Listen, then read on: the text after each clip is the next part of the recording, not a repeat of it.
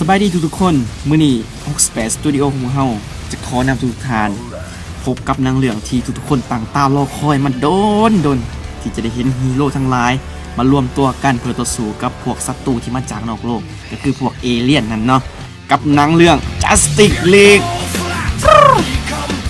Justice League เป็นการรวมตัวกันครั้งแรกของเราซูเปอร์ฮีโร่จากค่ายหนังยักษ์ใหญ่ DC Universe เราก็รู้กันดีแล้วว่าซูเปอร์แมนได้เสียชีวิตลงในการต่อสู้กับ Doomsday เพื่อปกป้องมวลมนุษย์เหตุให้การรวมตัวครั้งนี้ต้องได้เพิ่งแบ็กแมนซึ่งว่าแบ็กแมนได้รับบทบาทในการรวมตัวเราซูเปอร์ฮีโร่ที่ว่ามีพลังวิเศษซึ่งประกอบมี Wonder Woman Cyborg The Flash Aquaman และก็ Batman นั่นเองเนาะเขาทั้ง6ต้องต่อสู้กับเราศัตรูจากดาว Apocalypse ซึ่งมีหัวหน้าโปรชื่อ Darkseid เป็นผู้ที่ต้องการทำลายล้างระบบจักรวาลทั้งหมดเนาะแต่จะสร้างขึ้นมาใหม่ตามที่ตัวเองต้องการและการกลับมาหุกหานโลกครั้งนี้เราซูเปอร์ฮีโร่จะรับมือกันแบบใดพร้อมกับขอสงสัยที่ว่าซูเปอร์แมนจะคืนชีพและจะกลับมาสวยต่อสู้ในฉากใดของเรื่องนี้เราก็ต้องรอถาติดตามกันเนาะซึ่งว่านางJustice Leagueจะเข้าซ้ายในโฮมในวันที่16พฤศจิกายนนี้